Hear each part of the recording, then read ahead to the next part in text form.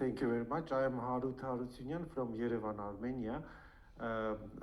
My question is connected with your last comment and last question, in sense of what is in that case the ecumenical responsibility of other Christians and other churches, because we still communicate with Russia, or we have them somewhere like in ecumenical gatherings, although we know that last year there was a publication from Swiss state which opened all archives about Kirill Gundyaev, that he was a KGB agent in WCC when he was a young archimandrite.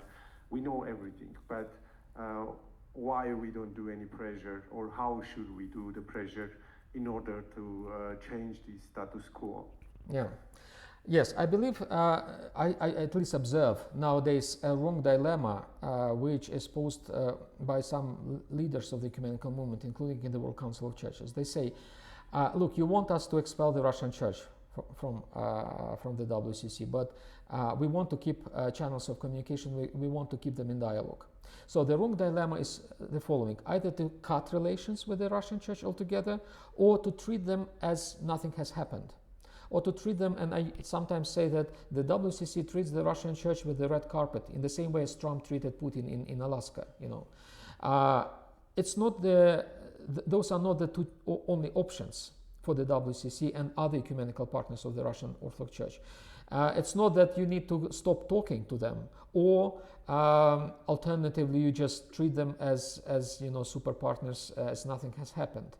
The modern ecumenical movement at this phase after the war in Ukraine, in the process of the war in Ukraine, should be very critical about the Russian Orthodox Church. It should use all the channels of communication that it preserves, all the dialogues, to remind every moment, every second they meet Russian representatives about what they are doing. Not just to smile and pretend nothing has happened, as it is the case in most cases, I would say.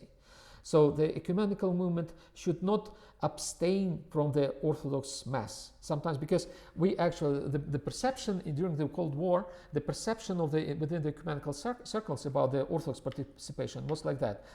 We need them, the Orthodox, because without them we will be just a Protestant club, without the Catholics, of course.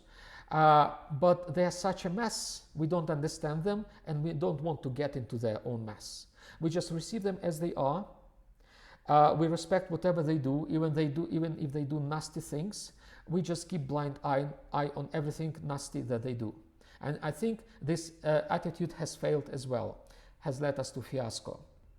Because if we're serious about ecumenical relations, and I'm talking like as if I am a representative of the ecumenical movement, if we are serious about ecumenical relations, we need to engage with the Russian Church in the way which is critical, which is supportive to the victim, not just victim that we want to choose. We choose some victims that we support in the ecumenical movement, and then there are victims that we completely ignore, like Ukraine. We should not be selective in this way. We should support all victims, and we should name the perpetrator. We should treat the aggressor as an aggressor and not just a partner in the dialogue. That would be my take.